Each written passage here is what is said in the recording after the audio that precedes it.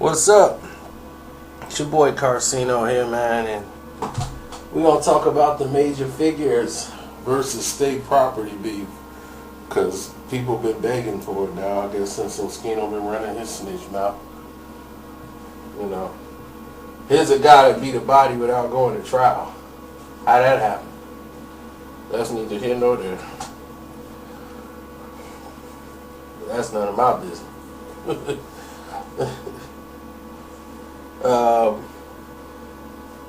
Let's get into it, man. Let's Philly in general, man. I gotta say this, and I ain't gonna make this long. I'm just saying that every time Philly destroys itself, every time somebody's on top in Philly, somebody from Philly pulls him to the ground. They are their own worst enemy. It never fails. Every time somebody from Philly is on top, another person from Philly pulls him to the bottom. It's always happened that way. You go back and think what happened with Cassidy, what happened with Beans, what happened to Gilly. Anybody who tried to stand up and represent Philly and be that guy, Philly pulls him back down into the pack. Ain't gonna be no one guy over anybody in Philly. Or help lead the pack. When the other guy, Nikki's boyfriend, once he became the it guy, what happened? Destroyed from within, right? He's getting pulled down, but he kind of done that to himself. Because nobody was really even studying him. He brought all the drama and wave down on himself. He dug the hole, put himself in there, and pulled the dirt over his body. All by himself. Now let's get into this. Before there was a state property, these was just a bunch of broke dudes in the hood with talent. Massive talent. Jay-Z used to come over there all the time because he used to hang out with Cosmic Kev had ties with him, and they used to always be over there looking for, you know, the next best thing. Who's gonna be the next big artist, what have you, in that situation. Now, Jay-Z knew he knew a lot of Philly rappers back in the day, and they used to like have people hang out with him. Like mostly the person that they knew most of was oh god, he was delusional a little bit. He kind of thought like it's me, and that was Dutch. So when Dutchy was hanging out with Jay and all them, Dutchy was the live one. He used to play Madden over there and chill with him, smoke. They were all cool. You know, there was no problems with Jay and had a good rapport with them. Then he got the major figures they signed with you know, they knew Cam and everybody else, so through Dame Dash they met Jay, and everybody was all love. It was all one big family. Now, Skino and all those dudes, they had this group called ICH, you know, back in the days, and, you know, Skino was known basically as a hater. You know, and he had beef with some other dudes based on some stuff he did back in ICH, where it ended up to a point where he was shot a couple of times. Or a few settings, you know, like, we won't get into that situation, but he was shot. So they were known to be like haters. When his raps come out, he always act as if he's the one being hated, but he's the one hating on somebody else. And that's the way he got off on his rapping style. You know, he loved to be aggressively attacking somebody, so he gonna create the beef and kick it off so he can have some rhymes to go at him. And that was his style. You know, he was aggressive, spilling. You know, his flow pattern was sick. And Spado was more the like he rapped more like Corrupt did. He was like the Corrupt of the clique. He wasn't as lyrical as Corrupt, but he was decent. And he was more the I'm sharp, on point, and all that stuff. And Spado knew Lil Chris from the Young Gunners. And I mean, like, them two, like, they on the same block almost. Like, they down the street from each other. So Beanie, I mean, all these dudes, they knew each other. You know what I'm saying? And some was just in the streets, period. Now, a problem happened between and Jay-Z over this Blue Cottrell situation with Charlie Baltimore, where there was a stabbing, and got stabbed, and at this time, Major Figgas was signed to Entertainment, and had a $60 million record deal from Sony. And he screwed that up royally because his album sales didn't reach a certain quota, so he had to pay the majority of the money back, and the company ended up folding. But before that, they had a song on there, like Where I'm From. Dutch is on that, on Cameron Sex, Drugs, and Entertainment album. Jay-Z see this as basically a declaration of war, because he doesn't want any connection to at this time, or anybody who's connected to him.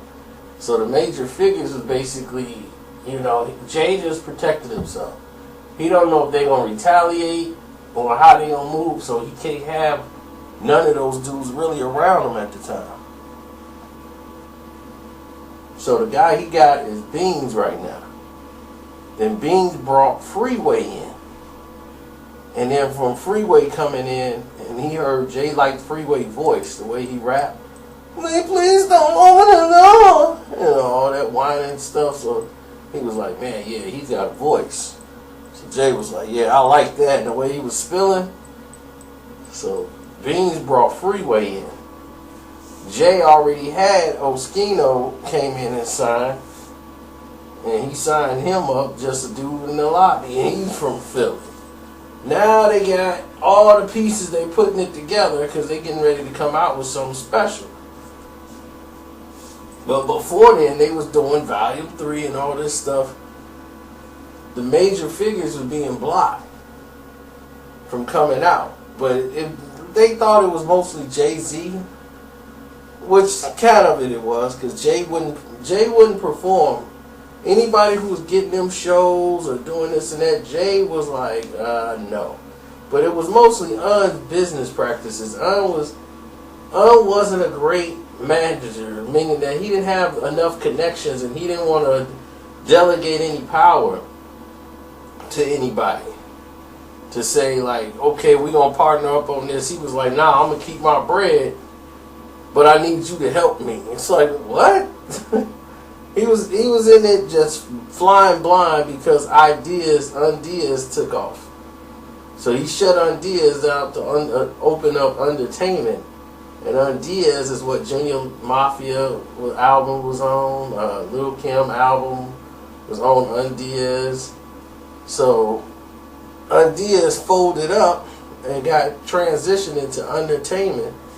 And with this new deal, he was able to go ahead and, further the career. But before Big died, he sold Lil Kim and Junior Mafia to Puffy for like $1 million. It was something like $1 million and some odd dollars.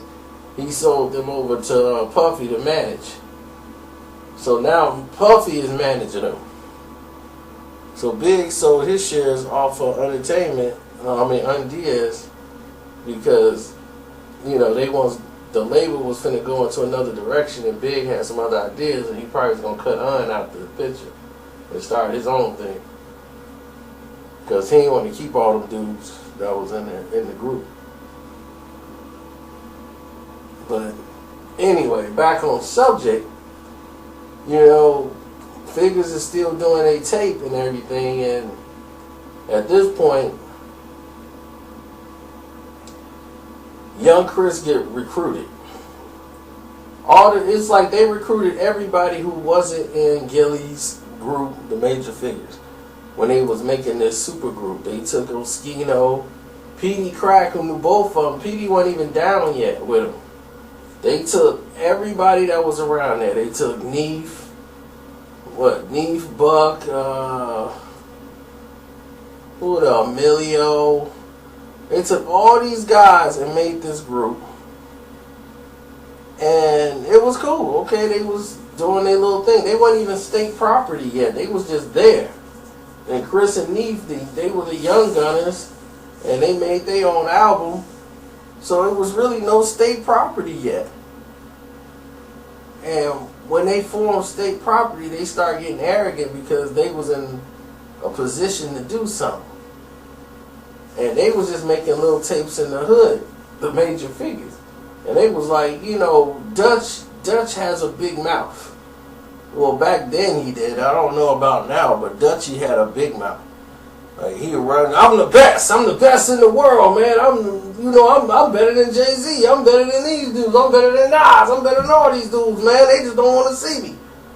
And then there's rumors of all of them being wiggled out. And for people that's not from Philly, wiggled out means like PCP, weed dipped in embalming fluid and and stuff like that. In Chicago, they call that wicked sticks. I don't know what they call it anywhere else, but when you dip your blunts in embalming fluid and smoke that stuff, wicked sticks. And then you be up at 6 in the morning arguing with yourself, walking down the street. I've seen a lot of people do that.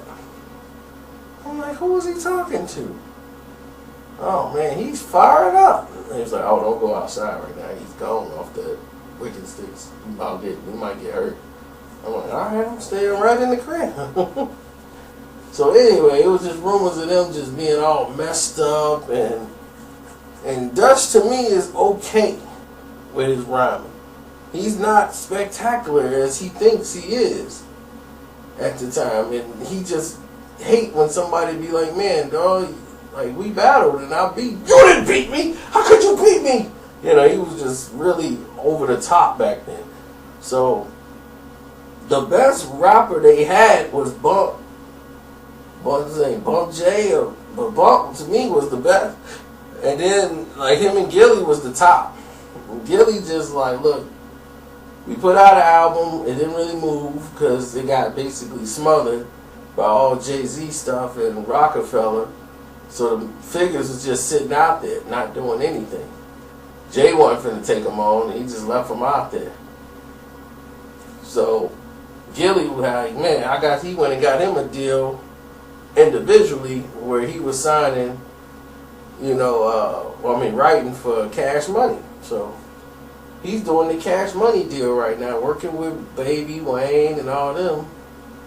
And then he's coming back trying to get this mixtape going to underground, and they're going to get the Figgas, keep the Figgas out there. Now, the Figgas was hustling, so they was getting some paper from somewhere. Because Gilly knew they wasn't like strapped for cash. They had on necklaces with diamonds and all that. So they was doing it. Then things started to change a little bit. Things started to get out of control. And what I mean is, things started to develop in a way that others didn't like. Who was that?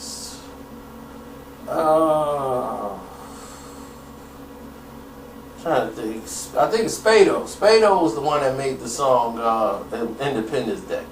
And Young Chris thought that Spado was coming at him on the track. And for some reason, Spado was like, dude, I call your mom's, she's like my mom. Me and your cousin and brother, like, we best friends. Like, what in the world? We grew up together. Why would I be dissing you? But it wasn't that. It was the ego for them seeing like, yay, man, we coming up. We getting all this money. we doing this, we doing that. Yeah, so they was feeling themselves. But they really wasn't making no money. Jay and them was making all the money and wasn't giving it to them. And they knew it.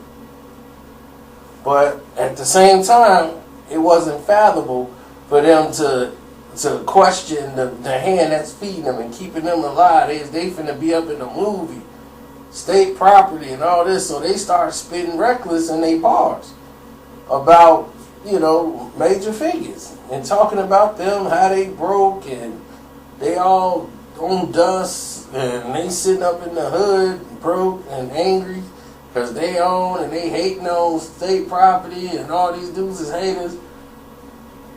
So they start going reckless. So Spade like, whoa, hold on, man. Who you talking to like this? So they start really getting into them.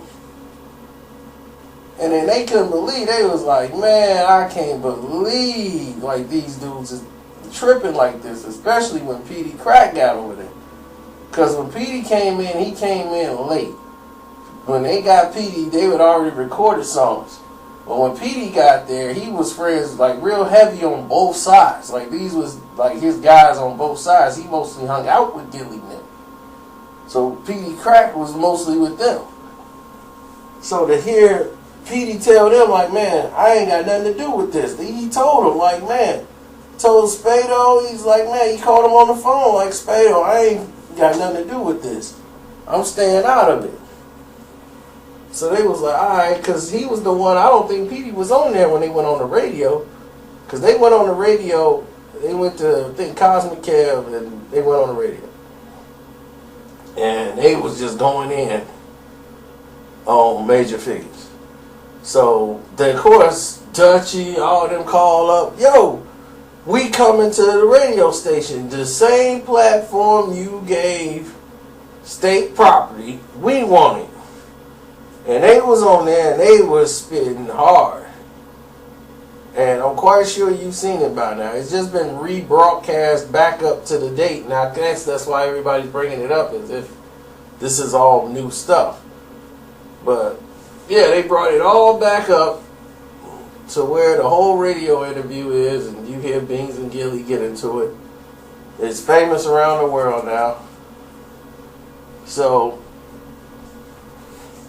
the Major Figgas and Beans get into it live.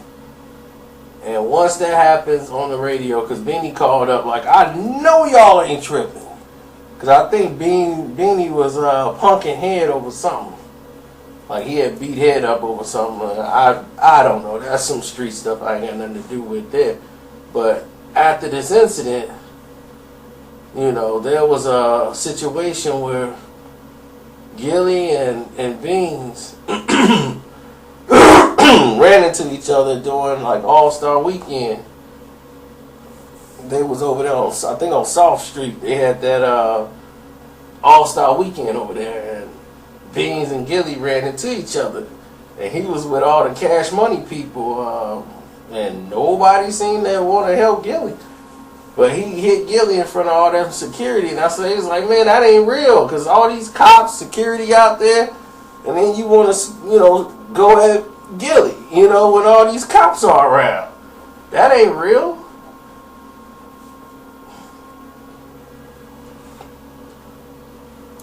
So Beans was upset because he felt y'all came at him sideways when Beans didn't diss nobody. He wasn't at the radio station dissing. He called in and co-signed it. Like, all right, there y'all go. So everybody got mad. Now, I don't ever hear the state property when they went up to the radio station on Cosmic Kev, but you always hear Major Figgas when they go at state property. So it looked like Major Figgas instigated it. Like they kicked it off because they was hating on state property. State property was doing this. So they tried to make the Figgas look like they was haters. When the biggest hater of all of them, Oskino, was over there. And sure enough, he's spitting bars and he doing the hardest.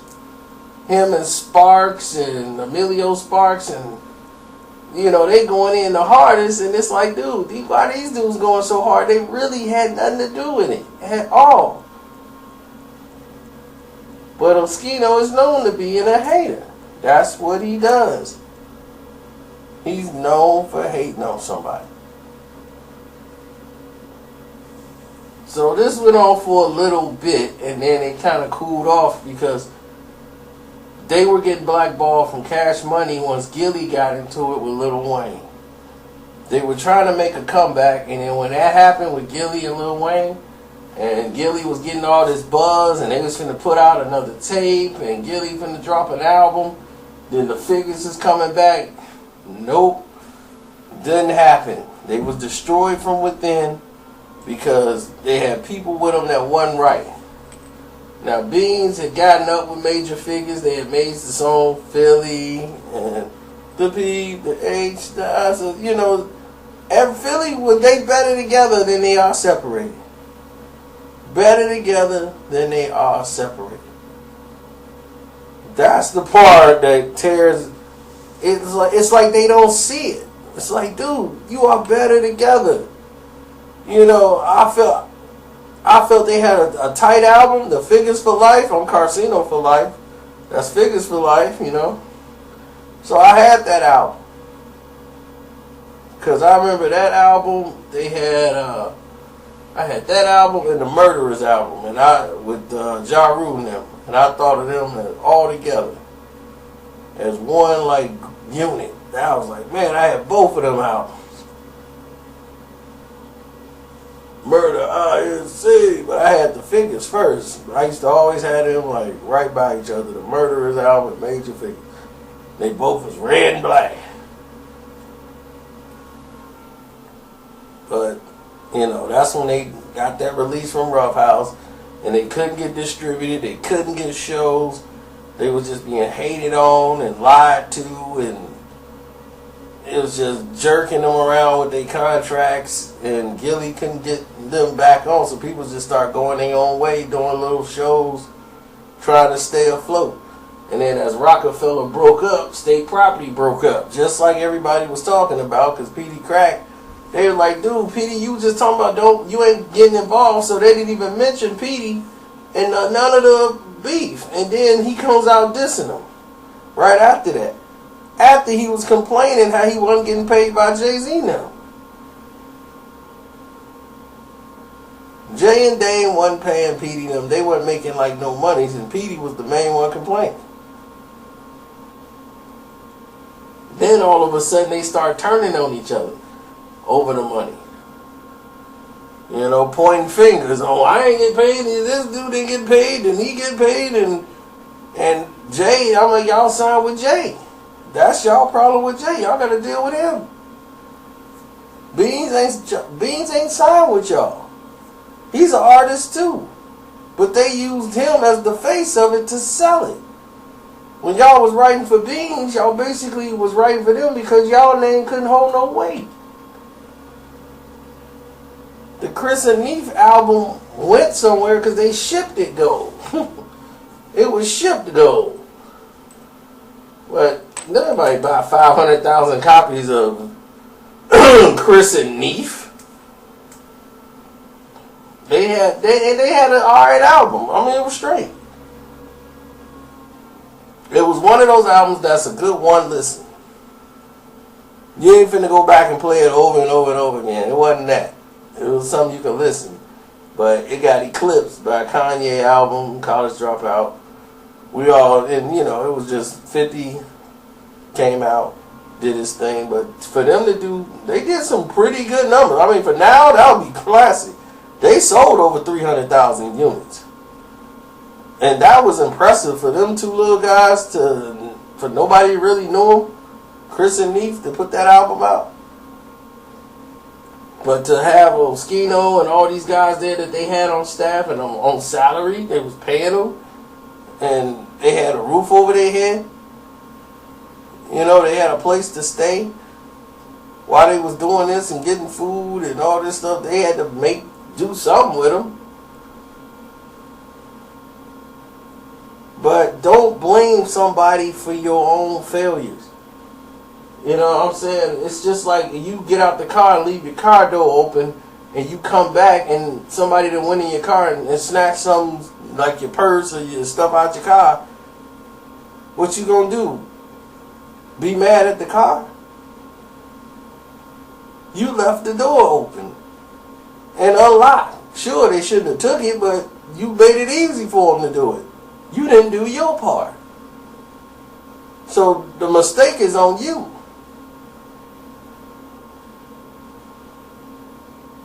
How about locking the door next time? How about looking after yourself and being a man? And people love to say, man, I was 21, 22, man. What are you, man, seeing all this? I was 21, 20. You a man. You an adult. You in a record business. This ain't no, man, just give me a little something, I'll be straight. I'm going to go to the store and cop a filthy. This is a business. You can't be too far gone to see that. This is record business. And I see these people in the comment sections, man. This is why I don't get involved in the record business no more. I don't really deal with it. The climate has changed. Everything's gone to streaming. It's not the same. When we used to ghostwrite, we used to basically, it wasn't even just ghostwriting, it's called writing. You'll write a rhyme, give it to somebody who worked with somebody that worked with somebody. You know, they work with somebody major in the industry, and you'll get your little check. It's not going to be a lot, but if they like it, they take it. And then if they take it, you don't know who the artist is that it's going to. And it's not going to probably be the same way you wrote it. It'll be changed around to fit that artist's style, concept, or whatever it was. You're not going to get the beat 9 times out of 10. You're not going to get the beat to write to that beat. Like, okay, he needs you to write to this beat. That'll go to the main ghostwriter, the one that's right connected to the whole action, the one that's going to get all the major money off of it. So they're basically paying you for the track.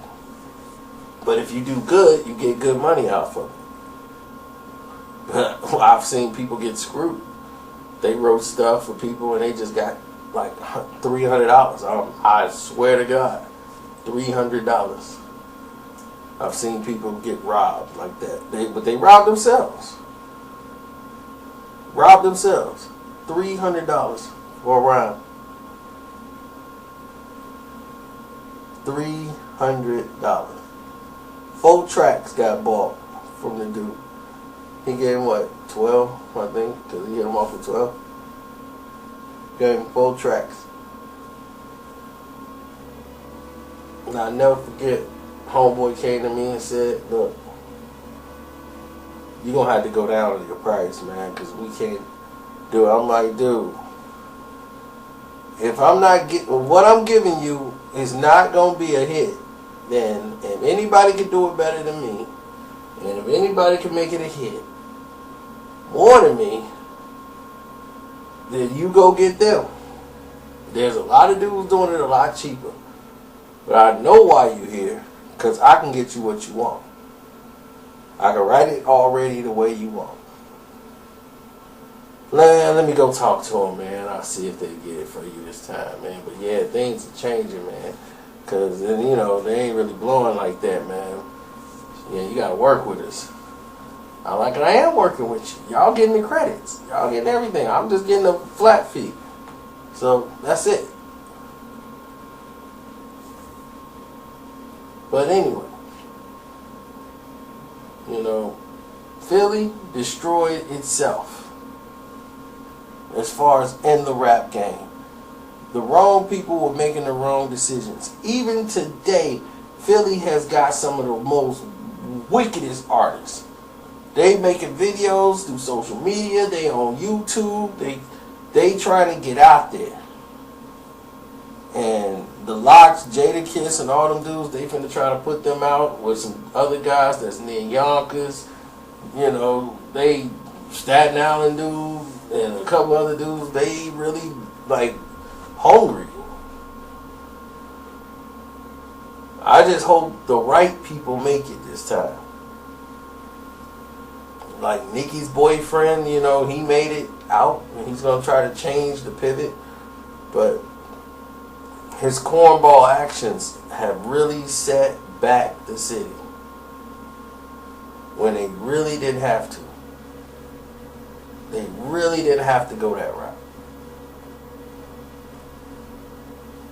Just think about, he was on the cusp of being something really big, and he screwed it up with his ego.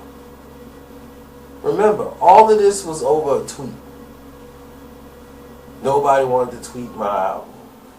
Did the same thing to Wale that he did with Drake. Same thing. Yeah, and I heard you didn't write it. You know, just for no reason. None. Just unbelievable. Self-destructive. And from that point on, it has just been a downward spiral of confusion and stress.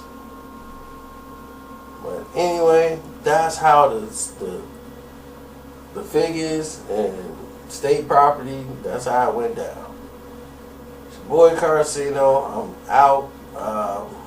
You can go ahead and subscribe to the playlist, The Truth Behind Hip Hop Beats. Matter of fact, subscribe to all the playlists so therefore when something's updated, you'll already have it. Don't ask me to do a beef if it's already in the beef category. Check the playlist first. If you want to follow me, I'm at Carcino on Twitter. I'm out.